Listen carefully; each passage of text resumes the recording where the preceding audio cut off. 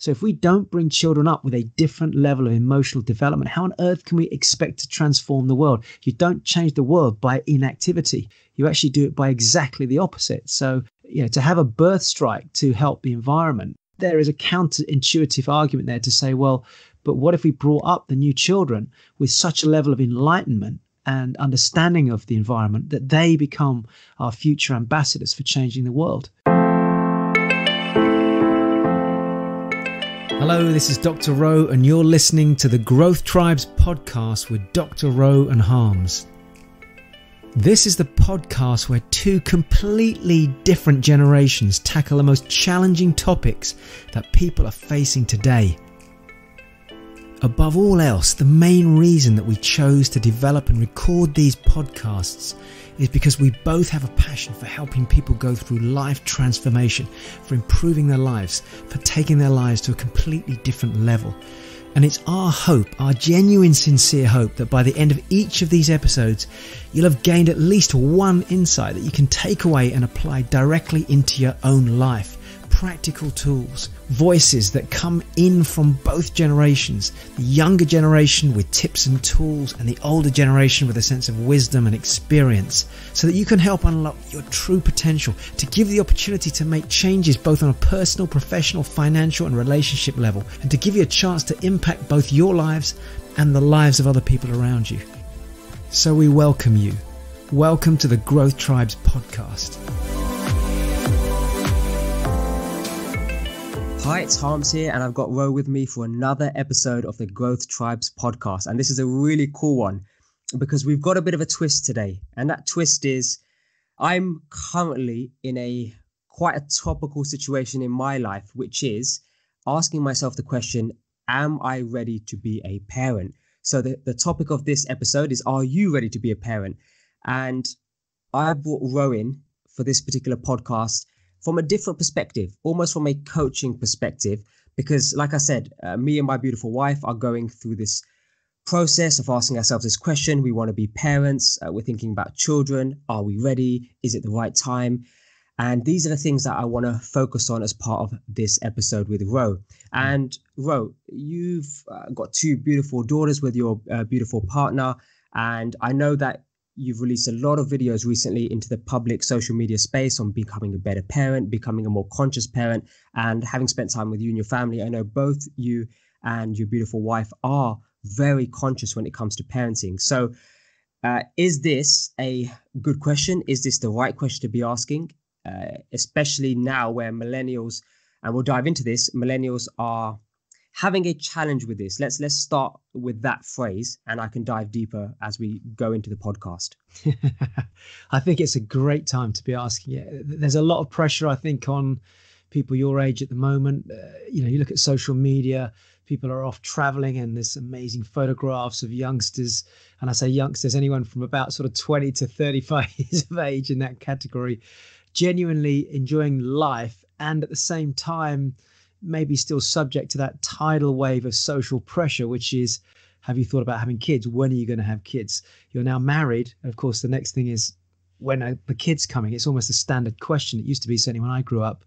So I think you've raised a good subject. One of the reasons I'm doing more posts on it at the moment is because as I'm out in front of different audiences, I'm definitely seeing parents who are, and this is another podcast, by the way, for us, parents wrestling with how to be a better parent.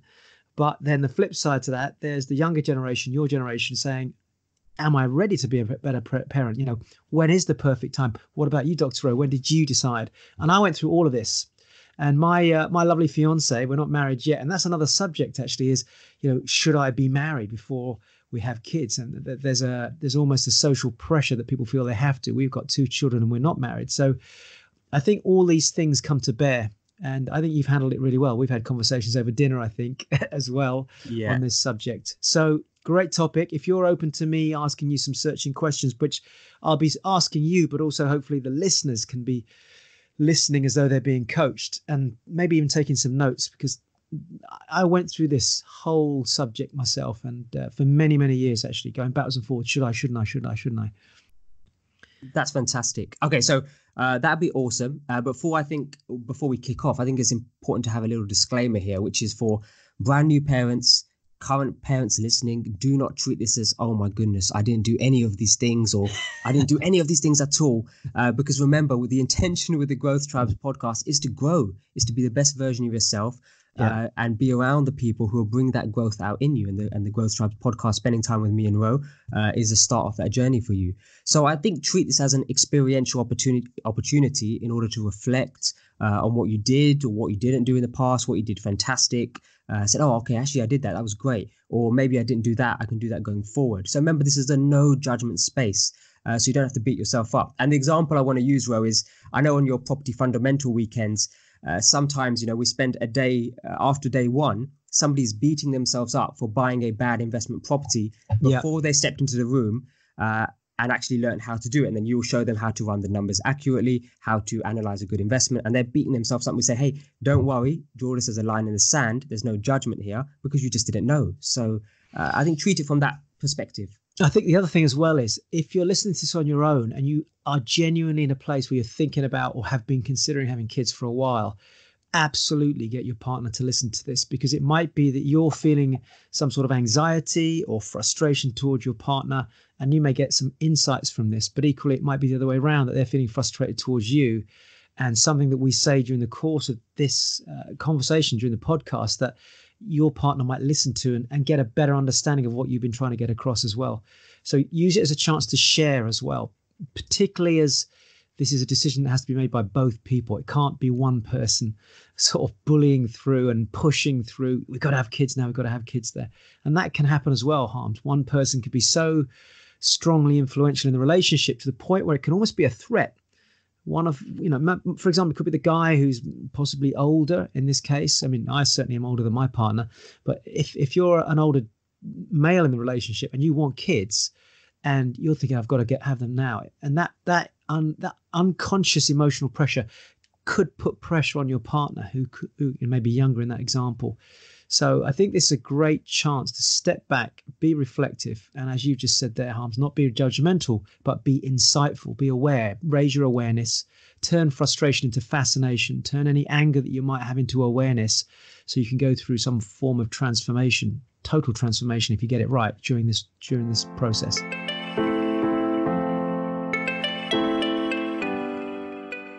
You used a word there, which is pressure. And I think that's a great way for me to link to where I want to start with this, actually. Before you fire some questions at me, I thought it would be a good opportunity to almost discuss around the topic. So I've done a bit of research on this prior. I look at some surveys that have happened both in Europe and the US around the topic of, if you was to ask me why is Harms's generation, the Millennials, having children later, or in most cases at the moment, not at all.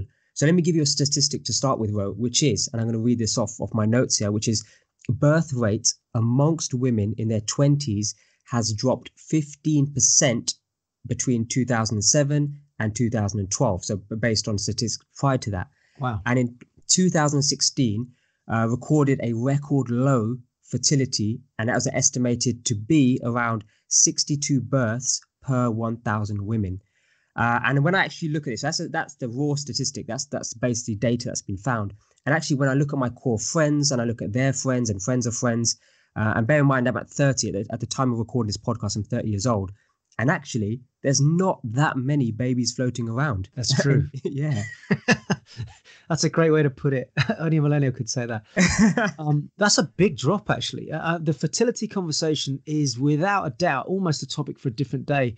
And that's a massive pressure. I don't even know now. I can't even count how many people I've spoken to, either I know or have certainly met during my journey over the last few years as a speaker, who have themselves being, for want of a better word, struggling to be able to get to a point where there's a pregnancy and the baby's on its way. There's definitely been a frustration. Of course, the emotional pressure triggers a biological reaction in the body. And even, for example, my auntie, many years ago, I think it was like 10 or 11 years, they tried for a baby. When she finally just relaxed and said, "Okay, we're not going to have a baby," obviously that was our destiny. She then went and conceived and had 2 children. So, that's a very interesting 15% as well drop in birth rates amongst women in their 20s.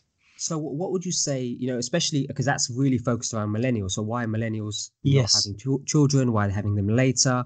So what, from your generational experience, just observing our generation, and I got a few points here, but I'm curious to see what you have to say first, which is why do you think that is? Why do you think our generation are having children later? I think there's a lot of uncertainty about relationships at the moment. There's a lot more choice. You might laugh. I walk. Social media is incredible. It's such and it is really a crazy opportunist way to meet someone else. And I look at it and think, had I been 30 years younger, I would probably have met 5 to 10, maybe 5 to 10 times more possible partners, not sexual partners necessarily, but just people that have got a similar set of values. I mean, look at how now people can communicate so openly online. With dating apps as well. Yeah, dating apps. So you can filter down. Back in my day, the concept of a dating app didn't even exist. You went out, you went to a nightclub, or you joined a university. We had the Afro-Caribbean Society, the Asian Society. There were people that liked to dance, people like R&B society. So we had all these different groups, and you kind of hang out there. But that was only in the ecosystem of that university. And I'm using your term, ecosystem. That's not one I would have come up with. That's a millennials. But that was a very small ecosystem. Now you've got a global freaking ecosystem. It's amazing. So I think that has made people hesitate towards maybe committing to a partner, added to which, because there's so much choice, if a relationship's not going quite as well as they want it to go, you know what? Oh, sorry, I'll just drop this person and go find somebody else, which I don't think is a good thing necessarily. So there's two major things happening. Plus, on top of that, Harms, careers are changing. There isn't the same dynamic where in my day, typically the male would go out, get the education. So would women, but then you got together and pretty much the man would work hard towards the career and the woman would traditionally have been told, have babies, look after the kids, which I think is the most important role in that dynamic. But it was traditional. Whereas now people are saying, you know what, sod that. I don't need to do that. We can wait later. We can get married later. So that lack of commitment has led to, I think, people not necessarily committing to having kids as well. I don't know if you agree with that, but that's my sort of overall observation. Yeah, that makes sense. And with the career thing, it's like, the female in the relationship, or even the male, depending on how the dynamic is the choice to pursue a career no longer has to be, I'm going to choose either between my family or a career. Yeah. I'm going to choose my career now, because I guess the system that your generation almost grew up in was not necessarily focused on fulfillment and purpose. It was more about the paycheck. So one person had to go out there, follow the system and work for a paycheck in order to keep the security on the house, the bills paid, etc. Whereas now my generation is seeking slightly something different from a career and almost life, which is, I'm going out after university. I want fulfillment. I want a sense of purpose when I walk into the workplace. No, they're just not settling for just a paycheck, which is why we often see people come to, your events, communicating with impact, turning point in the past, total transformation, and things like this. They're looking for a total transformation. Would you agree with that? Yeah. In fact, in my day, it was, and as you were saying it, I was rewinding very quickly in my head. In my day, it was the career, but it was also focused on getting a home, settling down, getting stability. And that's not a word that you see in millennials today, a sense of stability, pursuing the corporate ladder, getting status, particularly, when I grew up, being mixed Asian background, a lot of my friends were West Indian. It was a case of you needed to kind of make your stamp in the marketplace. There wasn't the availability and flexibility there is today of lots of different career opportunities. Starting your own bit, entrepreneurialism now is growing so fast, and this is another subject for our podcast. It's growing so fast. There's so much more choice. It's like you're caught now in a river that's moving very, very fast now. It's not like a meandering estuary that's going out into the ocean, which it was back in my day. Now it's so fast. There's too many choices. So I think that plays out in a massive way as well. It's almost like that journey. You just talked about life. One of the things I quote when I'm doing my events is the quotes that are being, millennials are lazy. And one of the articles was millennials are lazy because they want independence. Well, how does that make you lazy? Millennials are lazy because they want life, not a work-life balance. Whereas back in my day, it was about work and possibly a bit of life. Now you're saying, well, actually, we want to enjoy our lives. And I agree with that. So that's led to children being moved. If you think about it as a checklist of life, and there may be sort of 5 or 6 of key things in there, children being one of them, marriage being another one, they've just moved down. The fun, the longevity of that fun has gone from a few years at university, get into a career, get serious, get your head down. That period has extended. It's gone from a few years to maybe 10, 15 years or more now. I researched some surveys, asked a couple of friends, sat down with my wife and said, what's your guys' gut feeling? What's your opinion? And you've actually covered most of them. So here's some words that came out of the survey. So there's some surprise ones as well, but desire for autonomy, yes, that's one. A feeling of being able to be spontaneous, being able to do what you want when you want, the idea of freedom, the ability to travel. And what I thought was quite cool, actually, which is one is an obvious one, which is, the cost of living and having a baby and a large university debt, which wasn't actually a factor in the past generation. Yeah. That's also shown up. So this was a US study in particular, but they have incredibly large university debts. So, to raise a child, you're looking at typically $284,000 US during the time of, where they're dependent on you. And if you're adopting, IVF, surrogacy, things like those scenarios, the cost greatly increases by quite drastically. So that's another thing that popped up in the survey in terms of millennials. And why I'm highlighting these points is why I think it's important is I'm almost speaking to the elder generation and saying the pressure you're potentially putting on millennials just by simply making statements such as, oh, okay, it's time now to have a child. It's time you're married now. Just like we started the podcast, these are the common phrases that are said. Yeah. But it's good to get an insight on actually how do millennials feel? How do people of my generation feel? And there's another really cool one, a big one, which is, and there's a movement starting, which is, if I was to have a judgment, it's quite scary. It's a strong stance, but there's a thing called a birth strike. And this is a movement where people are not having children due to the impact and the potential impact of climate change coming. So that's a big one as well. Wow. Okay, so birth strike means as in we're striking to not have children. Correct. A big movement. Okay. So that, that's a topic for another day. That in itself is an interesting shift in mindset. Now, as I'm listening to you and I'm thinking about a documentary I recently watched, which I know you've seen, which is The Big Hack. The Great Hack. The concept within The Great Hack was how organizations like Cambridge Analytica were able to take data or information, put it out into social media to create an unconscious movement. And that movement was so strong that it would get groups or generations of people to literally change the way they did things or steered them the way. So if I look at that and you say, well, there's a movement right now online, which is the birth strike.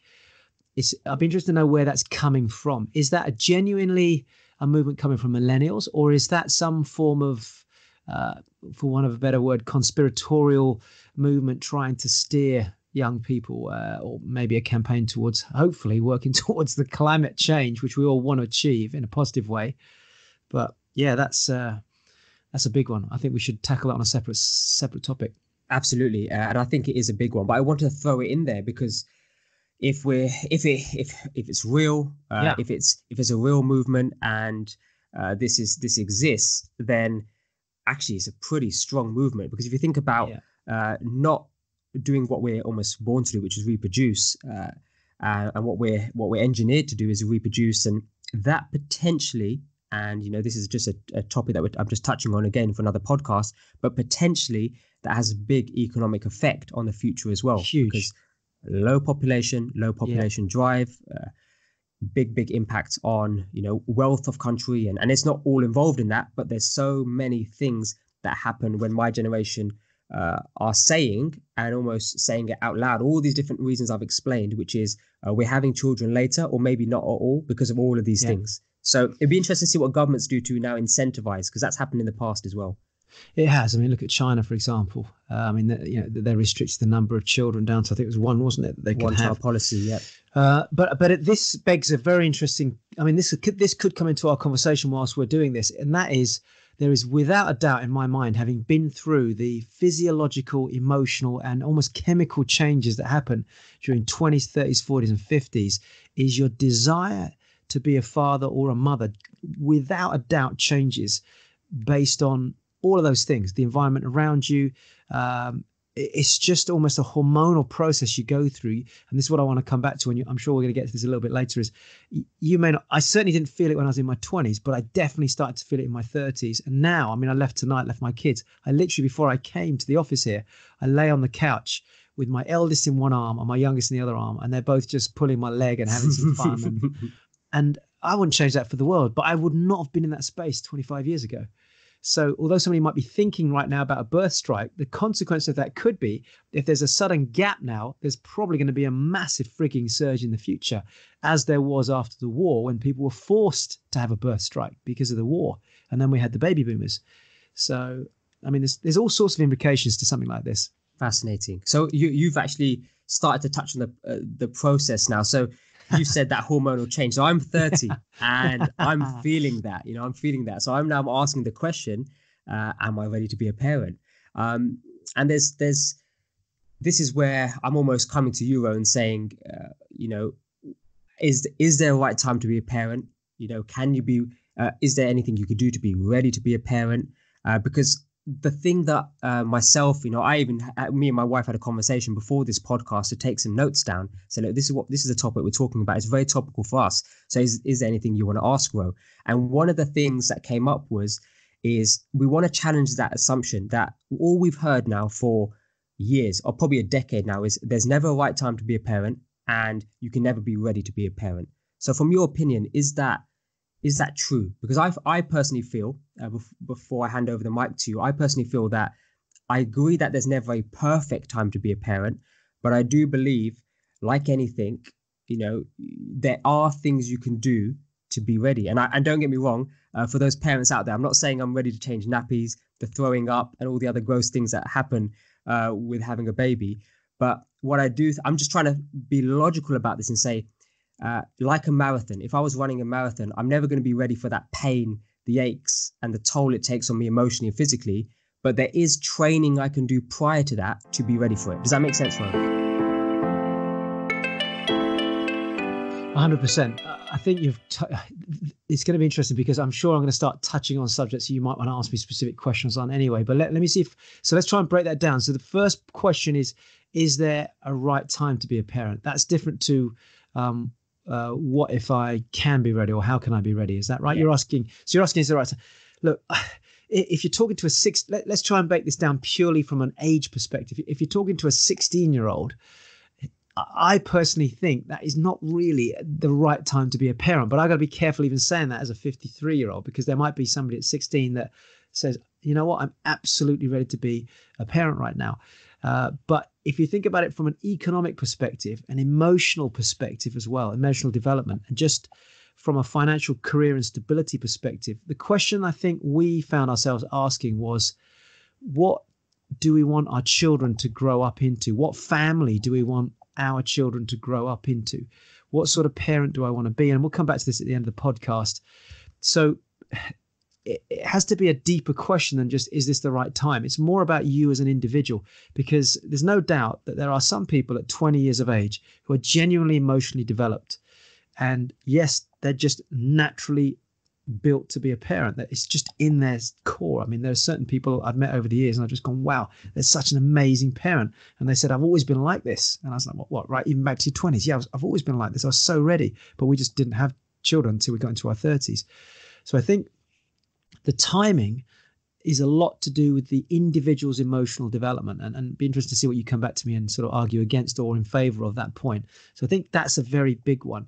But it's not just the individual, it's the couple as well. Because if you want to bring a child, and again, we're going to be contentious here. I've no doubt that some people will challenge or agree or disagree with this. But if you want to be bringing a child in as a couple, then it is my personal opinion, having coached so many people and been a parent that both of you have to be in alignment, because if one of you isn't, children bring such a magnifying glass to the relationship. They magnify your pain, they magnify your pleasure, they magnify your beliefs, they certainly magnify your values. And if you're not in alignment, what happens is you just get pushed apart by the very fact that one of you resents even more the fact that you weren't ready, or you didn't feel you were ready for kids. So I think that's one of the first factors. I mean, I'll pause there because there's other ones I want to bring to the table, but am I making sense? Am I talking off on a tangent, or am I in the right direction to the answer that you want? That makes sense, Ro. So, okay, so the question is then, okay, so me as a couple and representing all the couples out there in my generation debating this topic within their relationship, which is, okay, so how do we approach this as a couple? How do we have that conversation? What are there some questions we should ask each other? Right. So can I coach you then? Can I ask you some coaching questions? Yes. Okay, so remind me, you're 30. Mm-hmm. Your lovely wife is just 29. under 29. Yes, right, she's under 30. Yeah. So, at what point have you started thinking about having kids? Has it started from the beginning when you, as an Asian? And by the way, culture comes in as well. We should raise that subject right away. If you come from a certain cultural background, particularly if you come from an African background, West Indian, or say Asian background, there is an innate part of the process of growing up, finding a partner, and then getting married. It's almost assumed that children are going to happen next. So is that a pressure that was put upon you, and has it in any way brought you to this question at this point, or are you independent of that process? I love that question. And I would say, so bearing in mind your mum and dad are listening to this probably. I know. And I promised my wife that I'm going to give both parents a massive well done for this. And this is, again, whether it's a good thing or bad thing, that's a thing for that particular family to decide. But a massive well done to my parents, because our culture, the Asian culture, does have that pressure. So we often see a couple get married and in the first year they've had a child. Again, no judgment, but that's occurred because of the pressures of that culture, potentially. So my parents and Gina's parents, my wife, they were really cool. And we actually laugh about this, saying, why have they not told us to have kids? So we've gone the opposite. Hang on a minute. Have they outsmarted us in a way by not putting any pressure on us? So big well done to them, because they've really left us independently to make that decision. So to answer your question, we haven't had that from our parents. Our parents have been quite good like that. But I do see it around us. I do see it in other social circles, and certainly culturally, it is quite a big thing culturally, and it really plays out in the fact that somebody meets each other in year 1, year 2 they're married, and year 3 they've had a child, and that's an indicator, not a guarantee, but I guess it's an indicator to say that there was certain cultural pressures there. Okay. So independently, so we made the decision. So let me jump in then. So I'm going to bring a question to the table which is relevant to you in the sense that the question's relevant, but bearing in mind we've got a broad audience here. So now I want to tackle a subject which is not necessarily pleasant if somebody's watching to this, but maybe understands the distinction. So without going into lots of detail, because this is a whole different podcast altogether on relationships, and in fact I tackle this in the relationships audio and video program within we have the Growth Tribes Vault, and in the Vault there's all these amazing videos. There's a whole series on relationships, and in there I talk about these 4 levels of relationship. Now in that Vault video I talk about the fact that the first level of relationship is a trading relationship. It's like dependencies, one dependent upon the other.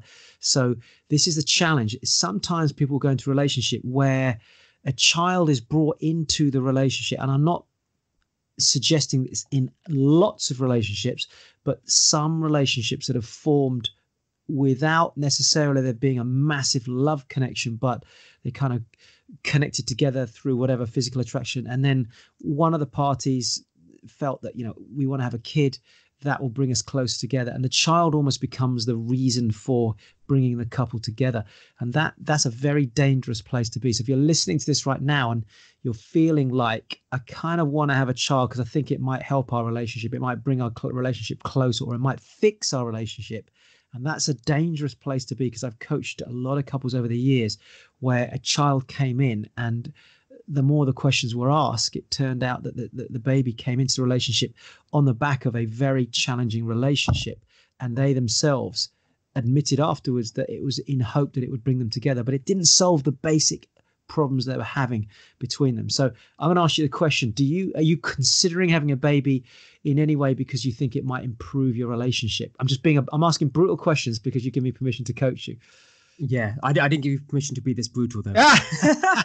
Well, you know what? We're controversial on the Grow Tribes here, so that's fine. That's fine. And you've asked me tougher questions than that before. So I'd say absolutely not, actually. So, I mean, if I was to answer it openly, I think me and Gina have had 4, 5, 6 years amazing time together, and it could continue. So we asked ourselves a question, and when we have conversations about it, and this has been a conversation for probably about 2 years now about children. So the conversation has been happening for 2 years about children, and one of the things was, would we be happy without children? And the answer was yes. And would we be happy with children? And the answer was yes. Then we sort of asked ourselves, what would we be happier with? I think you mentioned to start with, what would our life look like with children and without children? And actually, we love the idea of our life, the picture we create in our mind of with children. So that's what's started to prompt this now deeper conversation. Let's hold that thought, because I've seen the two of you on occasions, and I can see some of the triggers that magnify that joy of being a parent for you in your minds. So going back to the main question. So if I'm breaking it down as a coach, is there any pressure or sense of pressure to have a child? No.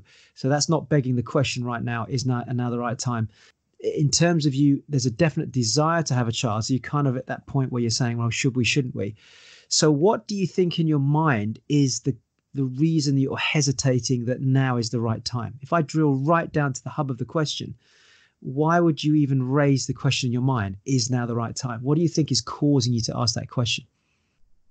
That's a powerful question. That's not what we've considered. That's a powerful question. Because essentially, think of it as a car. We're accelerating, right? We're driving forward the car, and children, and for anyone listening to this, children are in the future. I'm sure there's a whole bunch of millennials, if they're listening, this is a great thing to consider. And you go, right, yeah, kids. And then brake goes on. Hold on a minute. It is now the right time to cross the traffic lights. That's really it. Now, what's making it amber and not green right now? Great question. So I would say, and it's almost firing a question back at you, but I would say it's because of not knowing what change is going to occur. Okay. So, and it's probably to do with the lifestyle. So if I was to just elaborate on that, so me and Gina, there were certain decisions we made at certain points in our life, one of them connected to yourself, to really just, change our financial world. So what that created in our life was businesses, entrepreneurial spirit, and a financial independence. So we don't have a conventional job, which allows us to, it sounds a bit crazy, but allows us to do what we want, when we want, whenever we want, literally, at whatever time we want. So that's our life at the moment. So you have more freedom than a lot of couples because you've developed that financial independence. And those people listening to this, if you don't understand that, I do highly recommend that you go listen to our podcasts that tackle this subject, because it's very important. If you're sat there thinking, how on earth have they managed to achieve that? That's a whole different process. But parking that for a minute, the fact that you're in that place means that your choices are different to somebody that's going out as a young couple, working all week, only seeing each other in the evenings and at the weekends. So they probably put more pressure on themselves to try and squeeze every minute of that time out they've got. And children don't factor into that. If you're a millennial listening to this right now and you're working a 9 to 5 plus, probably 9 to 5, 6, and then you're coming back, getting out occasionally during the week, having fun, going to the gym, partying, traveling, when are we going to fit kids in? You're in a slightly different position to that or not? Or are you still feeling the same sort of pinch?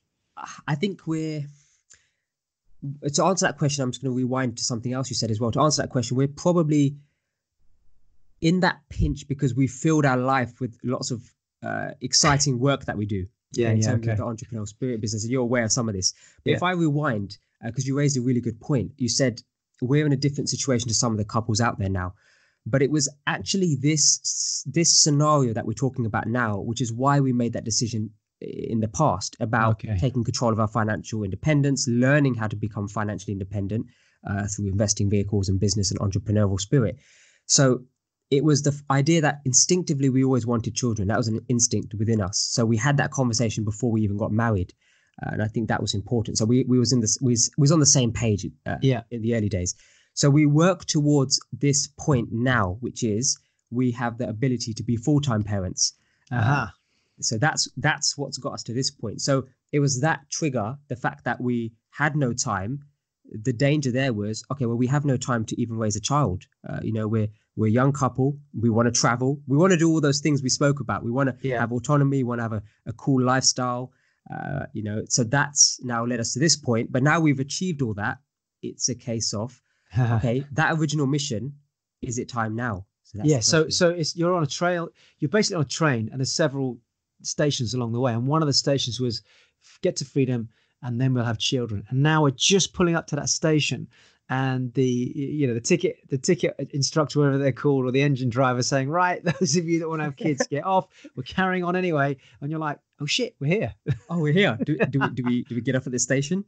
Right. So I'm going to go back to the question, and it might be leading into the next question you were going to ask anyway, but I'm going to come back to it. What do you think is still in your mind stopping you from saying, okay, actually now is the right time? Is it just purely the uncertainty? Because it sounds like it is from what you said. Yes, and it is uncertainty, which leads me to the question, and thanks for reminding me, which is, okay, talk to me about your scenario as a parent, two beautiful children, and spending time with them also gives us a nudge to, have children as well. So that's a big factor, the fact that you've got two super cute girls, which is awesome.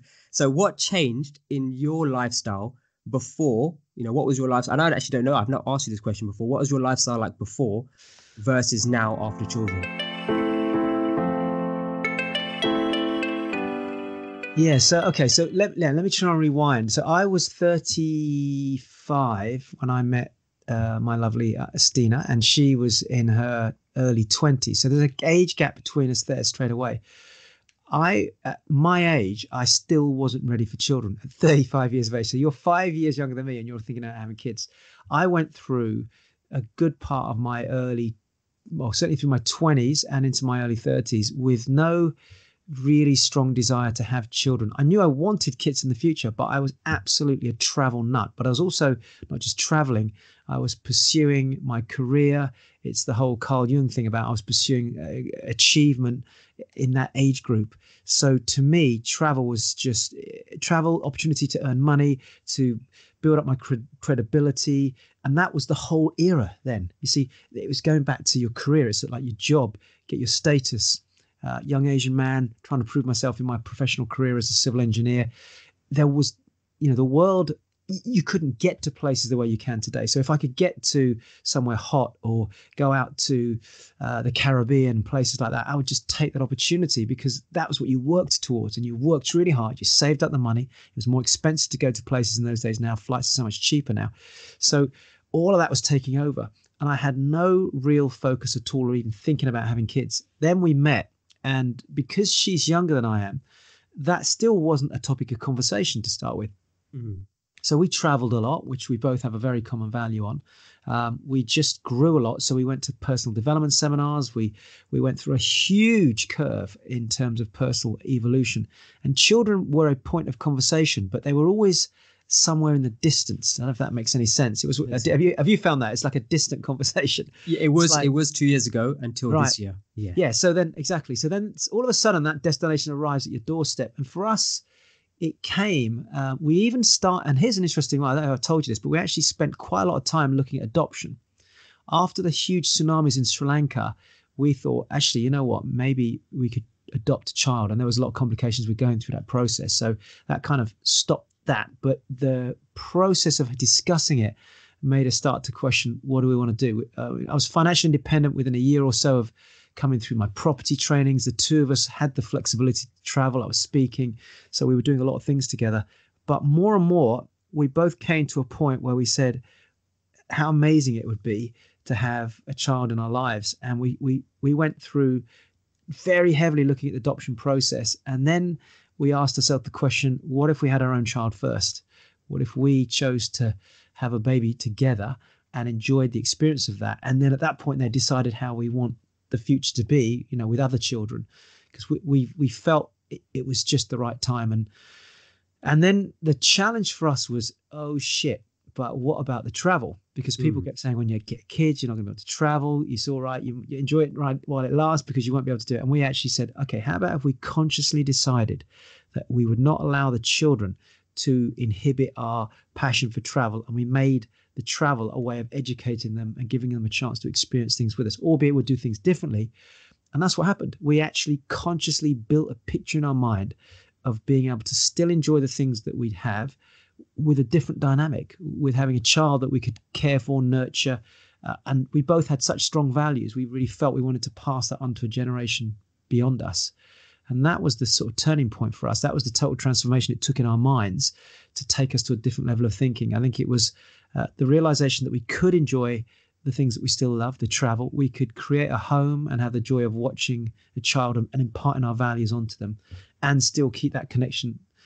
And because of the financial situation, that didn't really become a big issue. We weren't really focused on that. I know a lot of people do, but that for us wasn't an issue. So I don't know if that's where you find yourself at this moment in time. I don't know if you're in a similar place yourself. Yeah, actually, very similar place. And yeah, I wasn't aware of some of those things. That's really cool, especially with the travel, because that's amazing in regards to, it sounds like you just adapted. You said, okay, how can we have best of both worlds? Okay, we need to potentially compromise this and that. Maybe we don't go to that destination, but we go to this destination. Is that fair? Yeah, well, it was a decision. We just said, you know what, it's our choice. I think that's probably the point.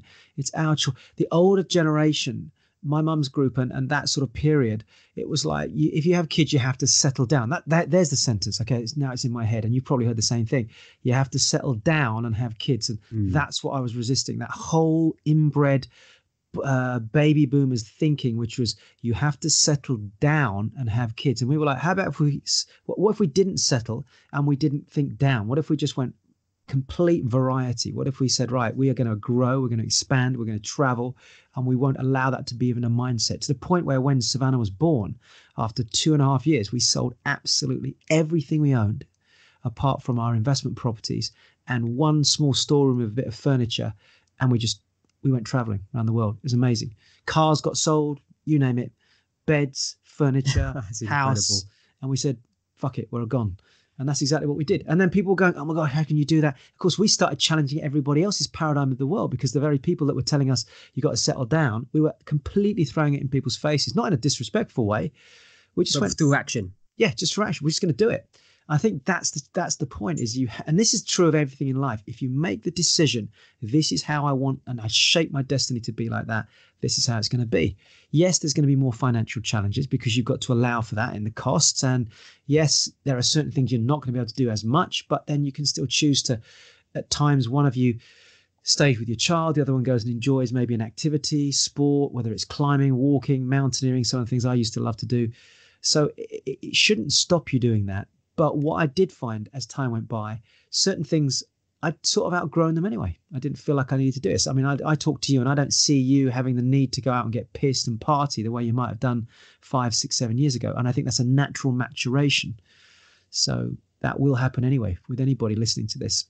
I think that's a really interesting point, because that's where I feel millennials of my generation will naturally start to go into that mold where actually we're tired of doing this stuff. Yeah. But what's really cool there is, if you take your scenario that you just painted a picture there, because you just said, actually, we're not going to settle, you was able to have the children.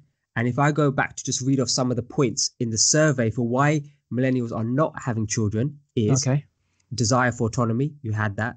Spontaneity, the variety, you had that. Yeah. You had the freedom. Yeah. You had the ability to travel. Yeah. And you also... All of those things.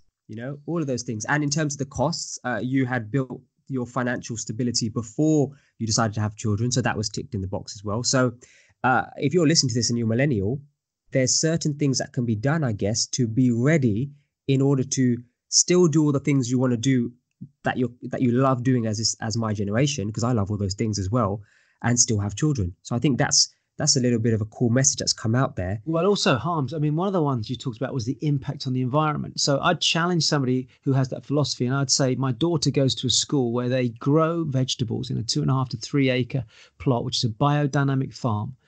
They're organically grown vegetables, which are then sold on to the local organic store, where then local people who get enlightened into buying organic food are able to buy it from children that have grown it.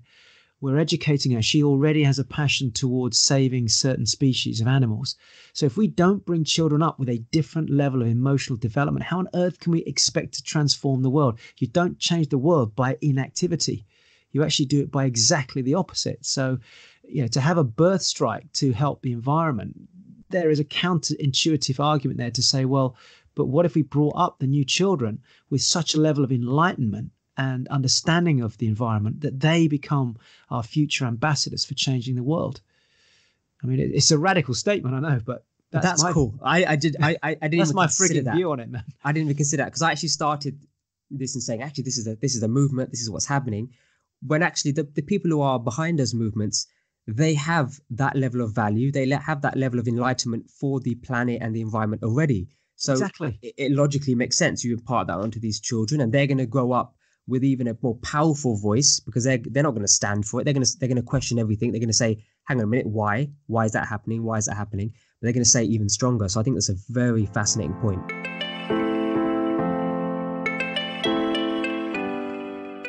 So here it leads me to another question, Ro, which is you've almost are playing out the life and the scenario in the way you made your decisions with your wife Stina and with your partner Stina, in the scenarios that you have created there, which is almost the life that millennials want to lead, because that's why they're not having children.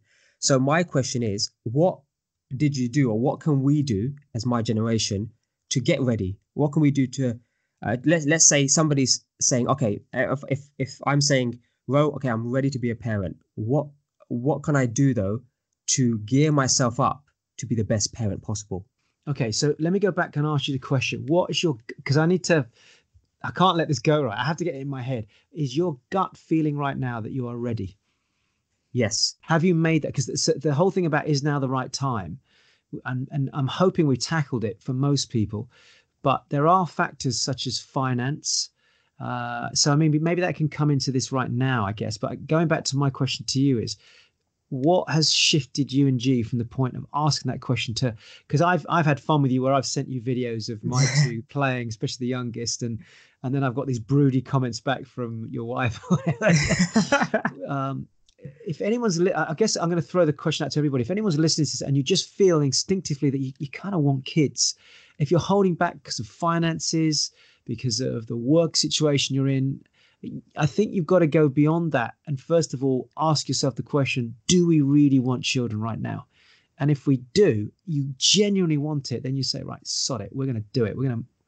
We want kids. We will create the environment that we want for our kids, as opposed to waiting for the environment to come to you, i.e. waiting for my life purpose, waiting for the financial situation, etc. Now, that's not to say there may not be a point where it is not the right time because you really are not in a good financial situation. That's different. But if you're fairly comfortable, but you're using it as an excuse, that's the only time I would challenge somebody and say, well, hold on a minute. Have you actually sat and looked at the finances and checked in with that? So I know I'm going off on a bit of a tangent, but I wanted to try and sweep up behind us there. Do you both feel that actually you have made the decision and it's just been almost a form of an excuse till now? Where are you at? What's your honest reflection on that before we go to that question you asked me? I would say the gut feeling says yes. And I guess there's maybe potentially a few factors. I don't think finances is it. I think it's the things I spoke about, which you've almost clarified in just telling your story there, which is, can life still be similar to what it is now and the relationship dynamic we have, which is amazing, after children as well? I think that was the core key point. And when you told your story where you just said, actually, no, we're consciously going to make a decision that we're going to carry on and the children will be a part of that. So we may have to adapt a little bit, but they'll be a part of that. And I think that's answered it for me. Okay, so I mean, to add another factor to this, which I didn't mention. So we were running a business together, at our property business, but also I was out speaking. Stina was involved in helping with the branding of my book.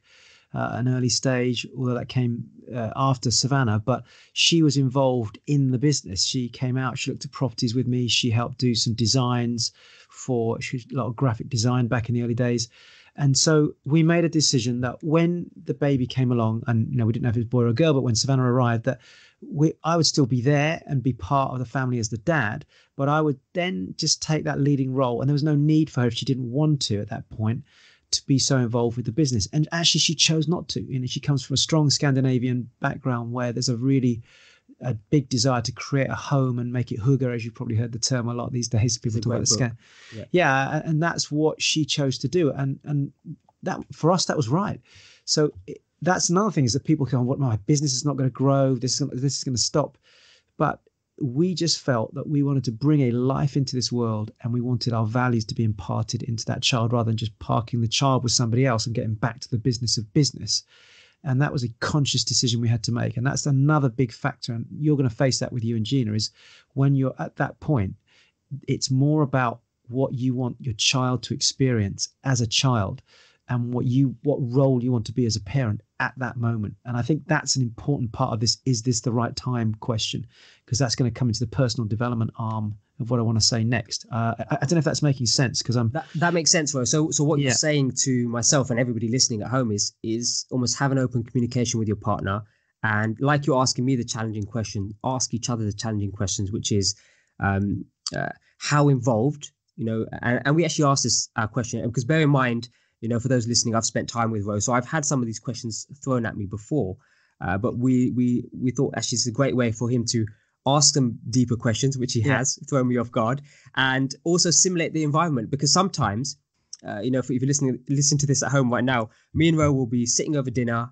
my wife will be there, and we will literally have a mini coaching session there and then. And after the coaching session finishes, we're thinking, oh my God, this would have helped so many people, because we're not the only people in this scenario. So that's almost why I can almost throw some of these questions back, because they've originally come from Ro himself. So one of the questions is the question that me and Gina asked each other is what are our work expectations? What are our business expectations of each other when we have children?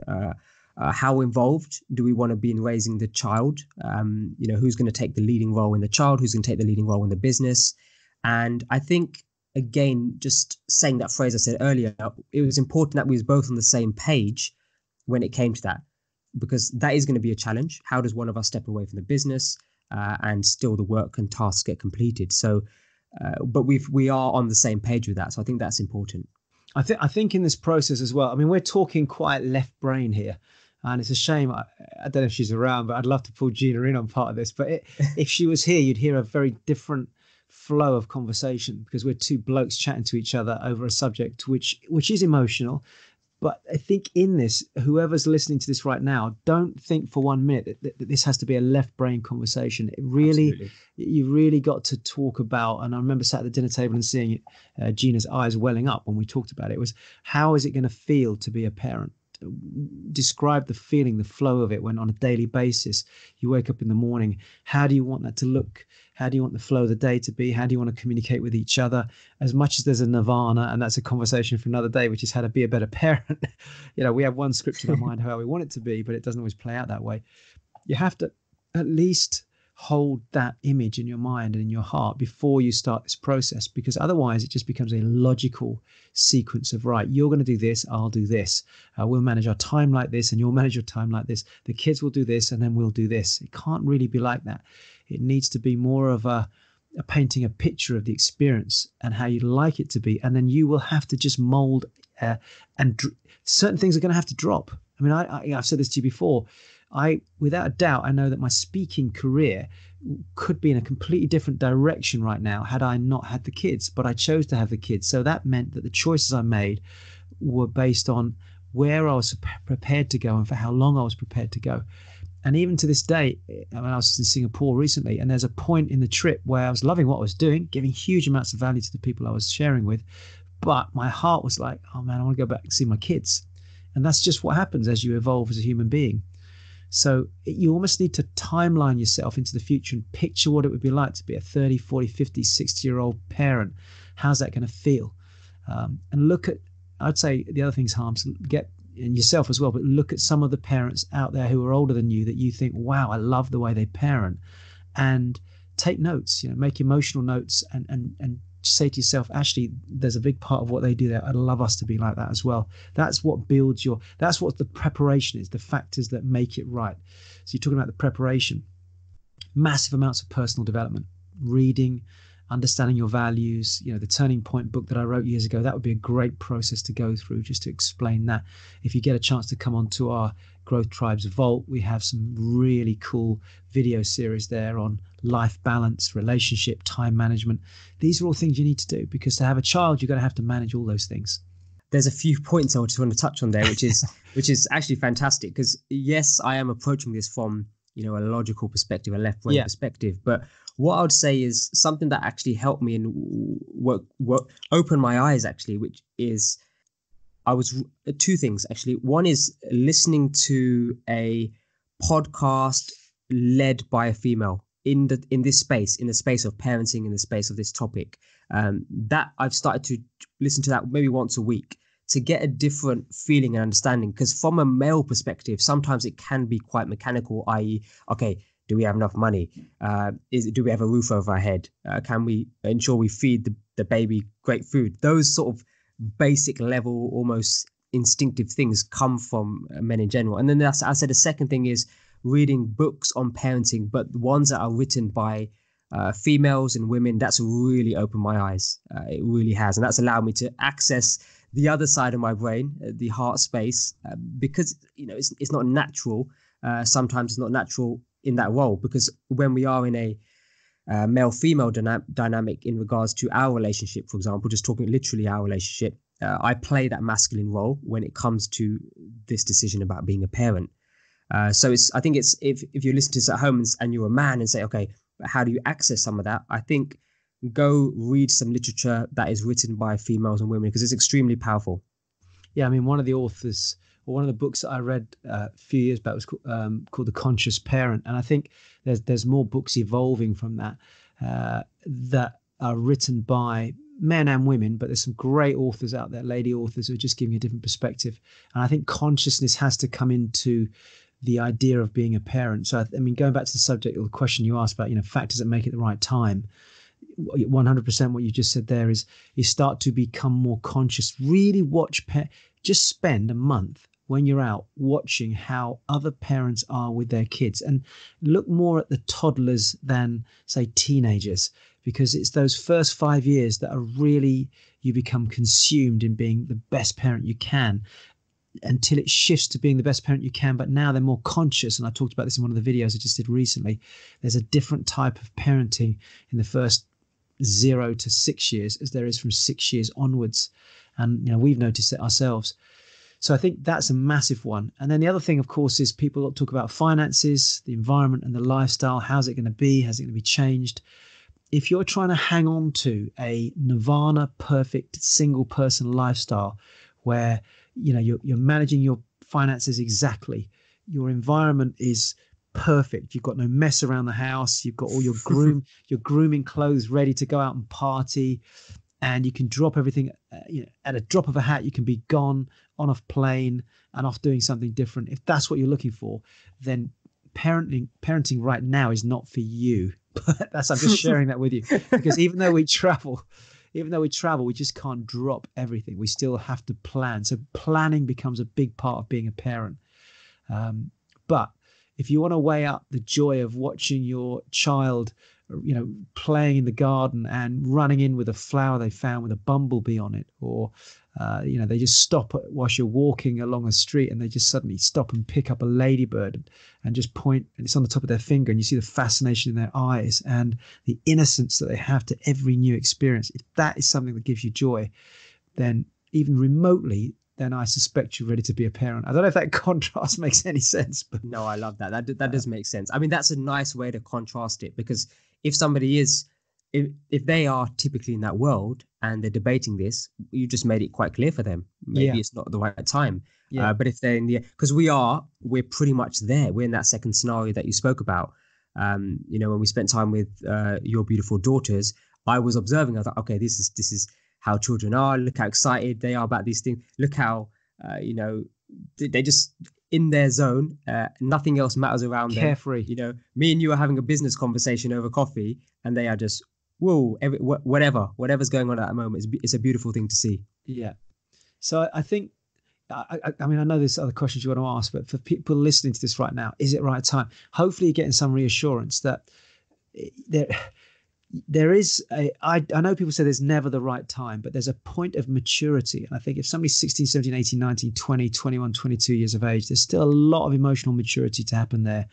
And go and find yourself, go and take the time to research and understand personal development, understand values, beliefs.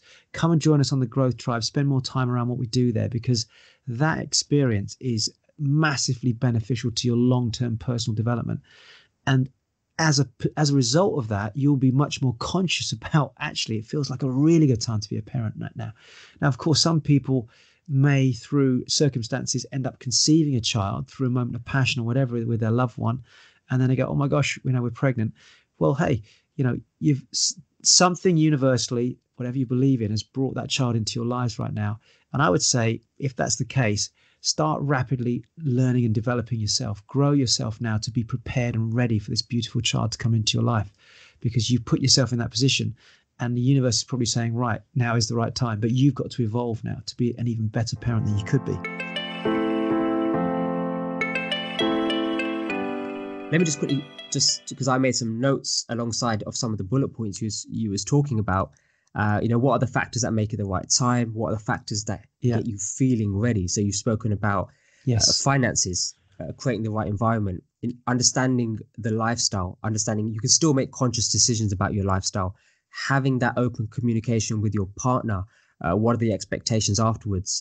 And this is really orientated around painting a picture. I really like that description you created. What does it feel like? That picture in your mind of when you have children as a family in a household. What does that picture look like? What does it feel like? How does it feel like on a daily basis? And then to really ensure that you as a person are in an amazing place. And we've been on this journey now 8-9 years. You as a person and me as a person know that I am the best person I can be. Never mind being a parent, but the best person I can be for this child is really start to grasp the concept of personal development, building on yourself, improving yourself, being the best version of yourself you can be. And that's really what Growth Tribes is orientated for. That's the community that we have around us. Yes, agreed. I mean, assuming somebody's got to a point where they say, right, okay, I mean, let me ask you a question. If you feel you're ready now and you want to have children, what in your mind, you and Gina, were the next questions that you started to ask? Okay, so now we're ready. We want to have kids. What starts to go through your head in terms of thinking ahead, the preparation? What were the main factors that you started to ask yourself? Okay, so this is a really cool one. Actually, we reached out to your lovely partner to understand this. Whilst this question, because this is not a question that's come overnight. Are we ready to be parents? This is not something we woke up. This is now a process of a 2-year process. So we reached out to your lovely partner and we said, okay, if we're thinking about children and we feel like we're ready or we're debating it, what do we need to do to get ready? And just bear in mind, a little disclaimer here, I'm not a medical doctor, but it was all about creating the best environment for the child. So this is now on Gina's side, my wife's side, or your partner's side. And that is doing some things that are a change of lifestyle. So, for example, no alcohol. And these are practical things to create. And when we mean environment, it's not where the baby's going to grow up at this stage. This is actually the environment within the body, biological environment. So that's some of the work we did. So, for example, no alcohol, that's a no-brainer. But just bear in mind with this, the stuff that is out there and the stuff that you could be reading about and researching, and some of the resource material that Stina pointed us towards was phenomenal, because you just have to trust me on this one. You're not going to find this on a GP's pamphlet, that's very true. You're just not going to find it. That's just she was like a research machine when we went through this, and because we had 2 children, she just kept refining it and was quite strict with me about certain things I did as well. I mean, there's the conception of the child, which is making sure both parents are really in their optimum place. But then obviously once the baby's conceived, it's really making sure that we nurture that environment, which is exactly what you're talking about. Come about, if I was to give you some tips and stuff that we've been reading about, because Once she triggered that with us, she said, give us a whole bunch of resources to go explore. Because I think I asked you the question and you said, this is not a question for me. This is a question for Stina. And that was quite funny. So Yeah. it's no alcohol. I mean, it's, even for the male, and this is often overlooked. So even for myself, it's no alcohol. Going through a process of detoxing well before you even think about the child. So a soup cleanse or something like that, a juice cleanse, something that really detoxes. It almost resets your body, ensuring you have the right minerals and vitamins, ensuring you have the prenatal vitamins, they're started at the right time, ensuring you have a healthy diet. And here's an interesting one. And this is one of many. So this is really up to you to go do your research, because I'm not a medical doctor on this one. But here's one that really threw us and almost frustrated us, because through the research and through some of the books that we were reading, they explained, and this is actually Gina said to me, she's actually a bit annoyed about it, which is, for example, fish should be stopped 5 years before you think about having a child. And that's the sufficient time it takes for the mercury in the fish to actually detox out the body. Otherwise, it detoxes into the child, and that has its own complications. So I was like, oh my, what? Why is nobody talking about this? Yeah. I read something, Harms, a couple of years back, where they tested the umbilical cord of a child, and they found over 200 pesticides in the umbilical cord. I remember reading it. I think it was prior to Liv being born. Now, we'd been organic even prior to Savannah, which is our firstborn, and then Liv is the second. But we had our blood tested even before that. And you've been through this process, which is live blood analysis. And the lady that tested us said, you're eating well, and you can see that from your blood. It's not the sort of thing a typical doctor would do. But what I can tell is that you are not organic fully. And so she could see traces of essentially pesticidal traces in our blood. So that was a really massive wake-up call. Mercury, as you've mentioned, there is another, and teeth is another one. Is if you're going to have the mercury taken out your teeth, have a very good conversation with your dentist, because if it's not done properly, it can concentrate in the body. And of course, where does it go if you've got a child inside you, or if you're breastfeeding, for example? Because it all gets concentrated back through to the baby. Now, again, we're not GPs here, and we're not trying to give advice, but I think it's about making people aware of these things, which is what you're saying from the start. Yeah, that's it. And to get ready, there's actually some work involved, and it's quite exciting. It's pretty awesome. It opens a whole new chapter of research and knowledge and exciting material to work through and actually understand. And then, and here's a great example actually, Ro, because if all of that information was overwhelming and it was like, this is actually too much to deal with right now, that would have been a good indicator that actually we're not actually ready. Yes, we actually don't want children. Whereas when Stina sent us these resources, we're like, oh my God, okay, let's start working through them, reading the books, really going through the certain websites and starting purchasing the vitamins, etc., and going through a soup cleanse and if you've gone through a soup cleanse for 10 days, it is not the most pleasant experience. so to commit to that, I think I'm almost answering my own question, are we ready to have children? Yes.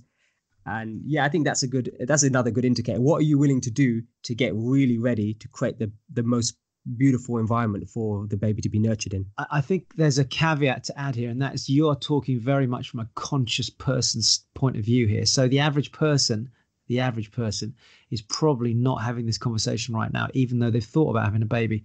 So to some extent, if you're coming and you're listening to this and you're in this world that we're in right now, in our ecosystem, there's a whole level of consciousness that comes into play. So you're talking, Harms, as a conscious young man and as a future parent who's thinking that way. Whereas there are a lot of parents that want to be parents, but they're probably not even thinking about this, that they'll be eating the normal stuff they eat. They might be eating non-organic food and all of those things, but they may actually genuinely still want to have kids. So we're not preaching here to say you have to do that. I think what both myself and Harms are saying, if you want to really create the best opportunity for your children, seriously look at your diet and think about the impact that could have on that baby that's sitting inside the mum, or will be at some point in the future. And that's fair. Well, let me give you a contrast to that, which is, and I've been in environments and also observed other people in the environment where, they're saying, we're trying for a baby. It's okay. One glass of wine won't hurt. It's okay. One beer won't hurt. It's okay. I mean, and all of these phrases that come out, which are that you have to be, if you're conscious, you can protect yourself from it. Yeah. But if you're not, and you're not surrounded by the right people who are having the right conversations around you, that becomes a challenge. How to say no in those scenarios does become a challenge. But when I you agree. know you've got a I whole agree. bunch of people like the Growth Tribes community who have your back, and we're having a conversation which is more stronger than the average conversation out there, which is more powerful, more impactful in your life, that's when you can really start making some conscious decisions. And it's a much more pleasant way, because you're thinking, because if you're by yourself, it's you almost succumb to that peer pressure, and you say, actually, yeah, they must be right. A one won't hurt. Whereas if you got 100 of us saying, actually, it will hurt, don't do it, put that down, then it's a pretty cool place to be. You know what? I want to pick up on this. I know we're probably coming to the end of the podcast, but I think this is a good point. I know people who are in the world of professional speaking who profess to be a certain way, and yet their behavior about what they actually do is different to what they say in a public space. And I think what can sometimes cause people to have challenges with giving, and again, this is a personal belief, so it's just an observation, but over the years of coaching and working with people, I've known a lot of people that struggle to have kids, but they've kind of worked through it. And I've done work with them on a personal development level, not necessarily a biological or medical level, but just working on their mindset. If fear is in play, if stress is in play, if you add to that a diet that is not really the most nirvana experience for the child, or the conception of the child, any toxicity added to the stress, the biological reaction of the body, I honestly believe, from what I've observed with people, it can definitely have an effect on that conception of the child, and certainly the long-term health of the child. And that's, again, only an opinion. You have to go and seek your own advice on this and talk to doctors. But I think also wear a common sense hat as well. You have to have conviction. I mean, I see this in both you and your wife. You have conviction. There's a lot of people who don't have that same conviction. They bend very quickly under social pressure, and without realizing it, it's all those little factors that ultimately possibly are leading to them not having or being able to conceive or creating the best environment for their child. It's a big subject, and it might be controversial for anybody listening, but it's worth us just talking about it here whilst we're on this call. Phenomenal, Ro. And I think we're done. I think that was awesome. And if you're dissecting this and thinking, okay, what was the structure in? We went a bit more free flowing today. We went where Ro was coaching me.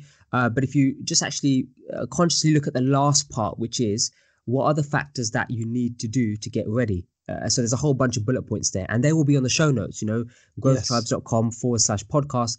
That list of things to do will be on the show notes. The personal development, the things like, have you considered a soup cleanse? What are things to do with regarding your finances? Are you got the right environment? Just to prompt you. And we can't tell you exactly what to do in those scenarios, because your life's going to be different. You have to create the right environment for you, and what your picture is in your mind. So my picture of being a parent is going to be completely different to yours, is going to be completely different to Rose. But that question alone should help prompt you to start thinking about a picture. Is that the best way to describe that, Ro? I think so. I mean, there's a few things I made a note of, actually, as you were just speaking earlier, that I thought would be good to just leave people with from my side. Tell me if that's okay to do that, or if you want me to wait. No, I think now's a good time to, almost close this off, end this podcast, which has been a fascinating podcast for myself, because this is so topical for me. So if you listen to this is selfishly for me, this podcast. But has it, I mean, just to wrap up from my perspective with you, has it reinforced your belief that you're ready now? I mean, some of the questions I asked were a bit searching at the beginning, but do you feel, as you're talking this through, that you're absolutely there in terms of ready to have children now? Yeah, I think the answer is 100%. And listening to some of your stories, and I think what really, and again, like this has been a long decision, and this is a nice one. And we've had this conversation privately. We've had it over a dinner table as well. So this is a nice way to almost simulate the coaching environment for myself personally. Yes. And I loved the part where you and Stina said, actually, we're not going to settle. We're not going to do conventionally what people do. Yeah. So you continue to live the life a millennial wants to live, and the surveys have proven that with your children. And you're not alone, Ro. If you look at YouTube, and you look at these real life families out there who are living life on their terms, and it's great to see. They made a decision that they're not going to do the norm. They're a great inspiration for all of us. They really are. And that, as you and your wife, Ro, gives millennials permission to say, actually, you can go and continue to do the things you want to do with children. That is a possibility. I mean, to try and put it in perspective, this year, you know, we've been to Denmark, the Maldives. We were out in Australia and New Zealand. We're just about to head off back to Sweden, actually, in about a week's time. I think we're in Portugal as well this year. So you can do all those things. There is absolutely, I guess, yes, financials come into play, but that's another conversation for another day. And that's about having a plan for your wealth, which if you haven't got that, you must plug back into us separately, because that's something that you can get some guidance on. But make the decision, make it right, and then just get behind it, and it will happen.